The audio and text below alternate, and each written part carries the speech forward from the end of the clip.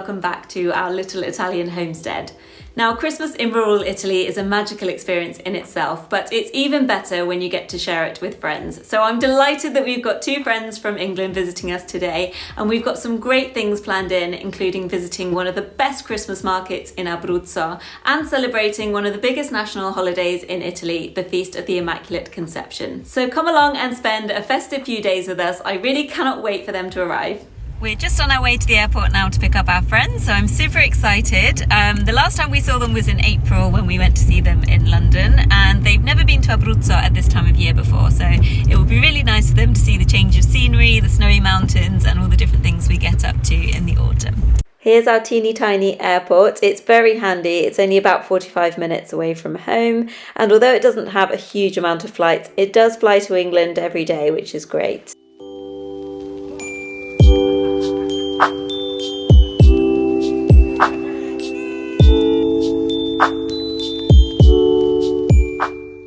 First things first, we headed home for a cup of tea and a slice of panettone and a good old catch up before heading out on our first adventure. First stop was our favourite bar in the city of L'Aquila. It's famous for making torrone, the Italian nougat that we traditionally eat at Christmas, and they even serve a delicious coffee with a nougat spread inside, which we had to show our friends. L'Aquila is the capital of the Abruzzo region and is a city with deep historical roots dating back to the 13th century. It's set against the backdrop of the majestic Apennine Mountains and has some beautiful architecture, including the stunning Basilica di Santa Maria di Collemaggio. Despite the devastating earthquake of 2009, which left significant scars on the city, L'Aquila has shown incredible resilience with much of its historical heritage carefully restored.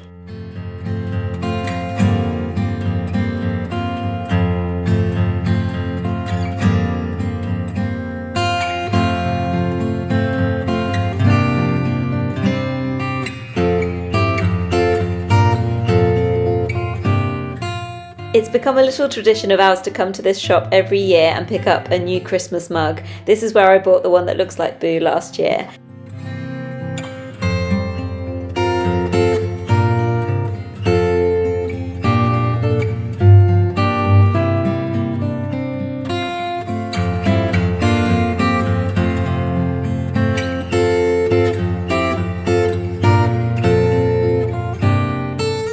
There was only one choice for dinner in the evening, and that was to go to our local pizzeria that serves pizza by the metre. It's a fantastic option when you have friends, not just for the theatre of the size of it, but the fact that you get to try so many different flavours in one pizza.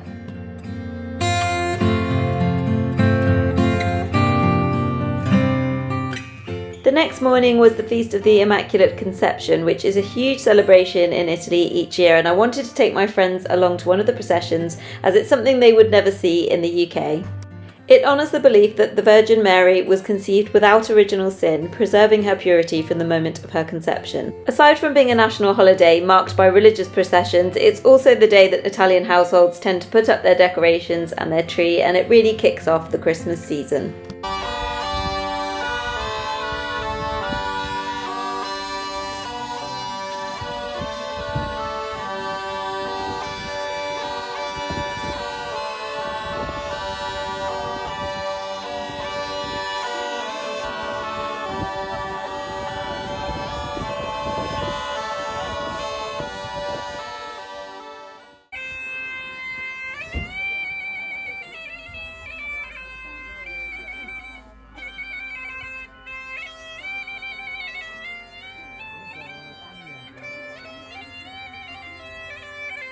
Gloria al Padre, al Figlio e allo Spirito Santo. Come era nel principio, ora e sempre.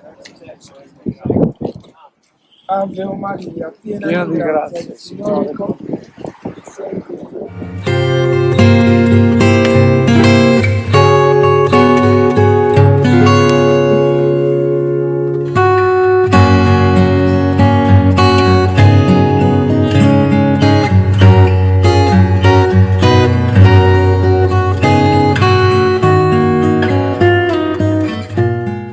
The procession continued all through town to this little church where another mass was held, and then it was time to bid farewell to everybody and head off for lunch.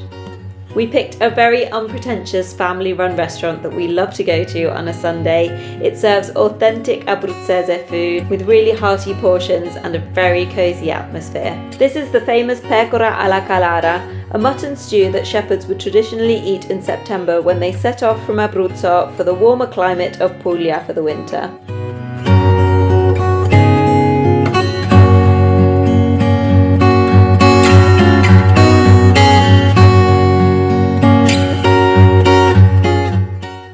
In the evening, we wanted to take our friends to one of the most picturesque Christmas markets in the whole of Abruzzo, Caramanico Terme.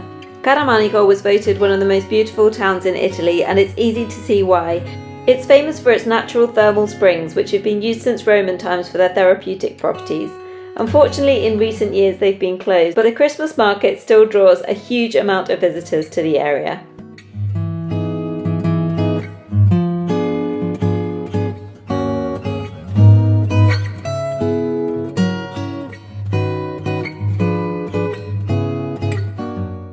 Visitors can enjoy a variety of local artisans and vendors selling handmade crafts, decorations, and traditional food products.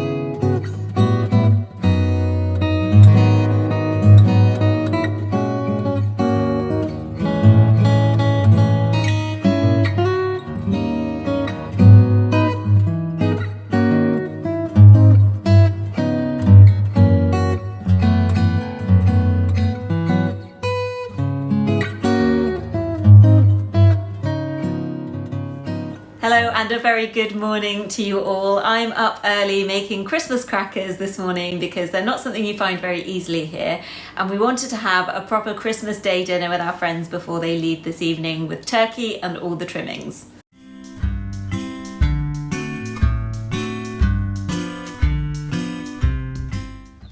Right, I'm just heading into town to pick up a few ingredients for all my cooking this morning, but I wanted to take a moment to tell you about the saga of the turkey. So turkey isn't something traditionally eaten for Christmas dinner here, and as such it was quite hard to procure one. And I did eventually find someone who agreed to give me a whole turkey, but on the basis that I also had to take 3 rabbits to make up the weight to make it worthwhile. So already it was starting to seem like quite a strange request. But then everyone in town kept coming up to me saying what on earth was I going to do with a whole turkey? And I tried to explain that in England, although it was traditional to have goose, it's now traditional to have a turkey for Christmas. And the questions just kept on coming, which I thought was rather strange, until yesterday when the turkey arrived. I kid you not, it's the size of a 4-year-old child. Its legs are almost longer than mine. It doesn't fit in the fridge. It definitely won't fit in my oven. It's an absolute beast. It weighs 12 kilos and is probably enough to feed 20 hungry Italians. So I'm not quite sure what I'm going to do with it all. I'm definitely going to have to redistribute it to everyone in town. But needless to say, I have to go to my partner's bar to have it cooked because it's not going to fit in any normal sized oven, and they have a professional one there. So that's where I'm headed. I'm going to get the turkey going and then pick up a few bits and pieces and then come back home and start cooking.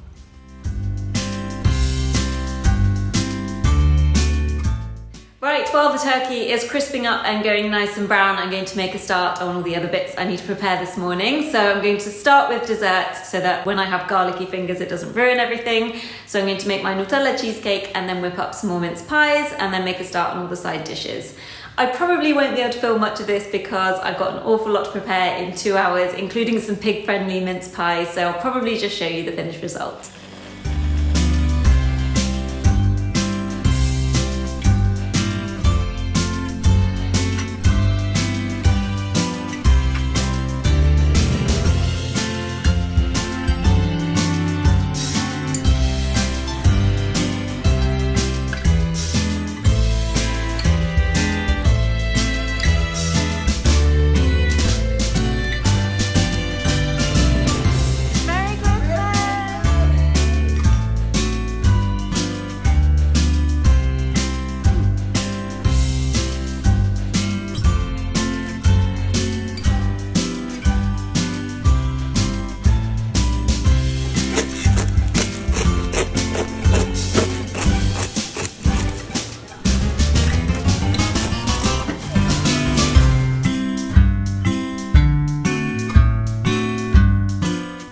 Lunch over, it was time for a hot drink in front of the fire and more panettone. This time it was Kinder Bueno flavour, which was just incredible. My partner makes these at his bar, and although they're injected with Kinder Bueno cream to make it extra delicious, it also comes with a tub of the cream itself to spread on top if it's just not decadent enough for your taste. I was delighted to find some very similar pyjamas to my Chelsea Piers ones from a couple of years ago, so we were all there in our matching PJs, playing board games and just having the best time.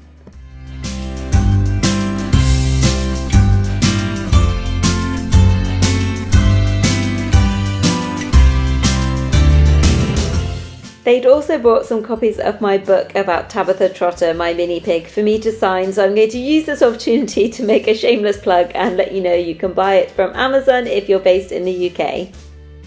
And speaking of the pigs, I didn't want you to think they'd missed out on Christmas dinner. They had their very own.